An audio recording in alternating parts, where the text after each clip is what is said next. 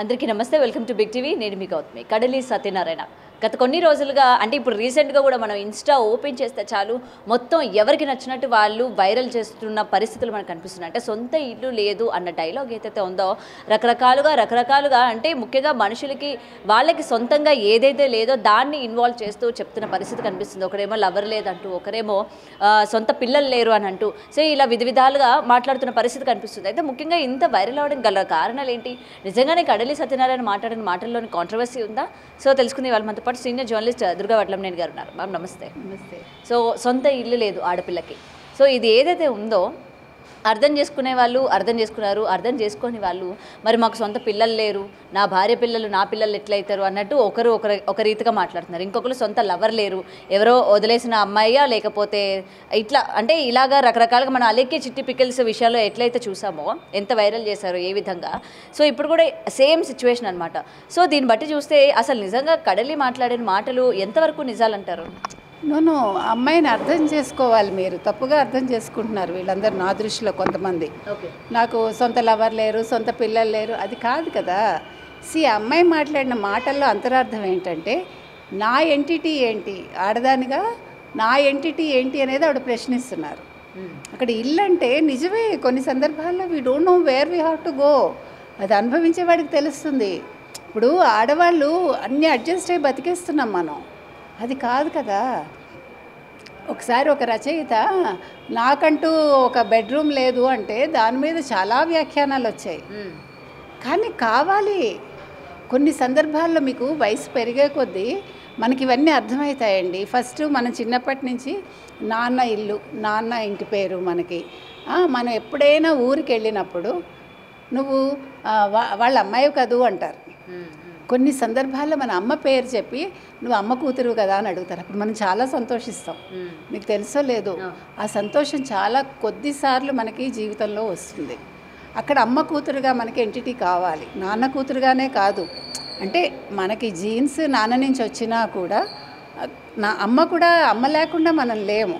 So అదేవిధంగా మీకు ఇప్పుడు ఇల్లు అనేది మీరు తీసుకున్నారంటే పెద్దయ్యాక మీరు పెళ్ళయ్యాక భర్త ఇంటికి వెళ్తాం. ఎయిదర్ భర్త ఇల్లో లేకపోతే మామగారి ఇల్లో ఉంటుంది. అక్కడ అత్తగారి ఇల్లు అని మనం చాలా తక్కువ చెప్తాం. నాలాంటి వాళ్ళు ఎవరు అత్తగారి ఇల్లు అనే అంటాం మేము, కానీ సాధారణంగా మామగారి ఇల్లు అంటారు. మామగారే కట్టిస్తారు కాబట్టి. సో అమ్మాయి అనేది ఏంటంటే నా ఎంటిటీ ఏంటి, నేను వెళ్ళాలి అంటే నాకంటూ ఒక జాగా లేదు.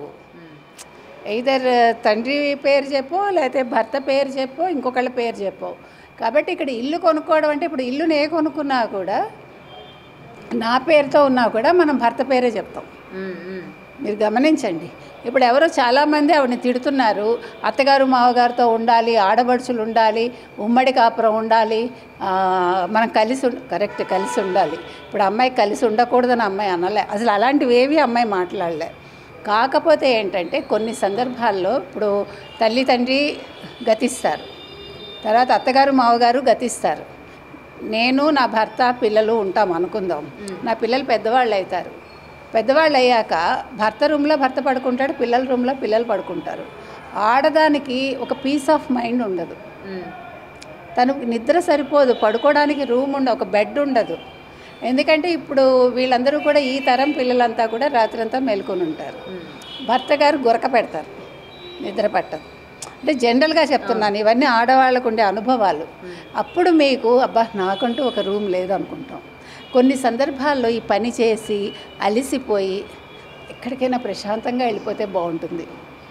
ఇప్పుడు చిన్నపిల్లలకే వస్తుంది ఆలోచన, మాలాంటి వాళ్ళకేంటి చాలా సందర్భాల్లో అనిపిస్తుందండి.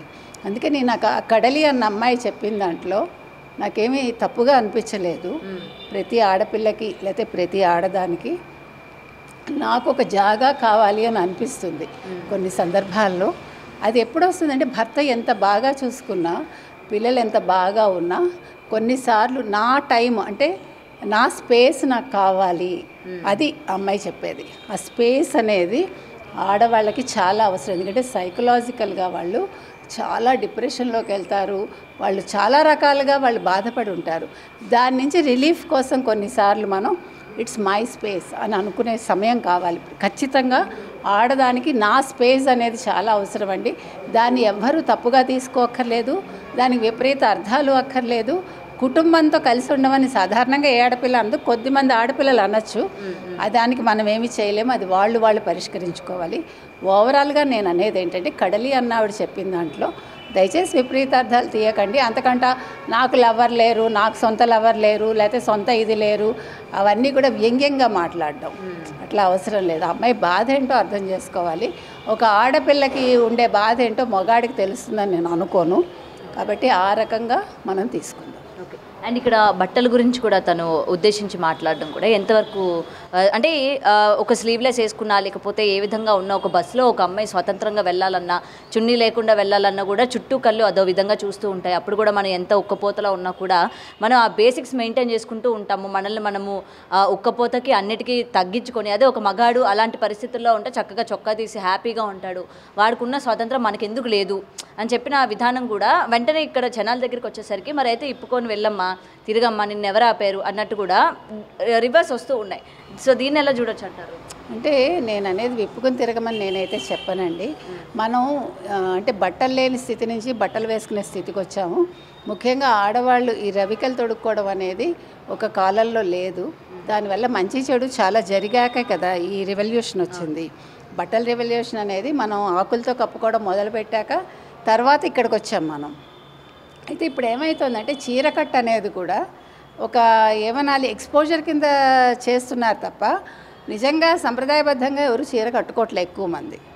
సో నేను అనేది వల్గారిటీకి తర్వాత ఫ్యాషన్కి మధ్య ఆ చిన్న గ్యాప్ చూసుకోవాలి మనం. మీరు ఫ్యాషన్గా ఉండొద్దని ఎవరు అనరు. ఇప్పుడు స్లీవ్లెస్లు వేసుకోకుండా ఎవరు ఉండట్లేదు. ఇప్పుడేంటి ఎప్పటి నుంచో స్లీవ్లెస్లు వేసుకుంటున్నారు.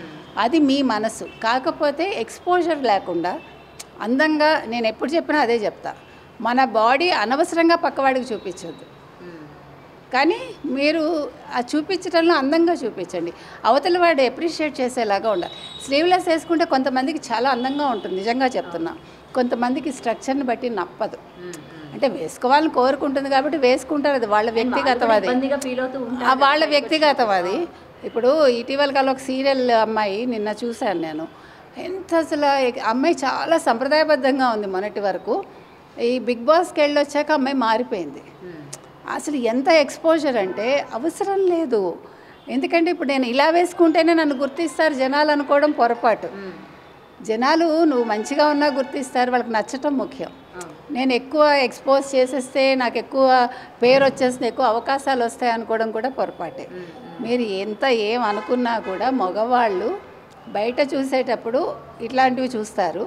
తన దాకా వచ్చేసరికి తను పెళ్లి చేసుకోవటానికి సంప్రదాయబద్ధంగా ఉండే అమ్మాయినే కోరుకుంటారు. అది ఎవడు కాదనిలేని సత్యం అది. కాబట్టి అమ్మాయి బట్టలు వేసుకోవడం గురించి మాట్లాడారు.